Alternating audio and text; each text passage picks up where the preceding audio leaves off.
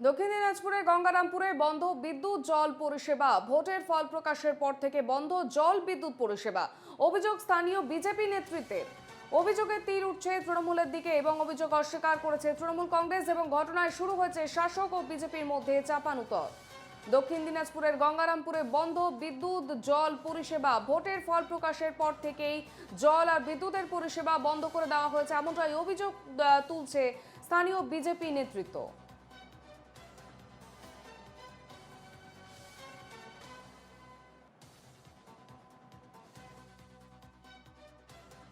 বালুরঘাট কেন্দ্রে ডক্টর সুকান্ত মজুমদার জয়লাভের পর গঙ্গারামপুরে তৃণমূলের যেহেতু সেখানকার প্রার্থী বাড়ি, সেই গঙ্গারামপুর এলাকায় গঙ্গারামপুরের মানুষ যেহেতু তৃণমূলকে ভোট দেয়নি, আর সেই থেকে আর সেই রাগে তৃণমূল সেই এলাকার যে পৌর এলাকার যে পথবাতি, সেই এলাকার যে জলের ব্যবস্থা সম্পূর্ণ বন্ধ রেখেছে। 3 দিন হয়ে গেল সেখানকার মানুষ আর ইলেকট্রিক রাস্তায় যে ইলেকট্রিক বাতি সেটা জ্বলছে না।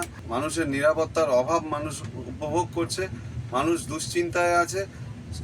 এই রকম নোংরামো তৃণমূলের যে প্রশাসনের মাধ্যমে হচ্ছে, সেটা আমরা ভারতীয় জনতা পার্টি এর প্রতিবাদ জানাই, এর নিন্দা। দেখুন, আমি বিজেপির অভিযোগের কোনো মূল্যই দিতে চাই না, কোনো দামও দিতে চাই না, কারণ বিজেপি সবসময় মিথ্যে কথা বলে, মিথ্যের উপর দাঁড়িয়েই ওরা রাজনীতি করতে চায়। এই যে ব্যাপারটা হচ্ছে সেটা কোনো মানে টেকনিক্যালি কোনো ডিস্টার্ব আছে কি না, এই খবরটা আমাদের কাছে দলীয়ভাবে আসেনি বা কোনো সাধারণ মানুষ অবজেকশন করে। শুধু আপনাদের মাধ্যমে জানতে পারছি বিজেপি বলতে যাচ্ছে যে তৃণমূল পরিষেবা বন্ধ করছে।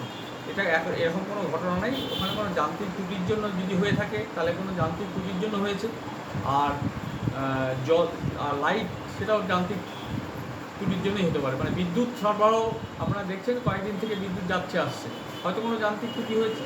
খোঁজ খবর নিয়ে ব্যাপারটা দেখবো, যদি এরকম কোনো ঘটনা হয়ে থাকে সেটা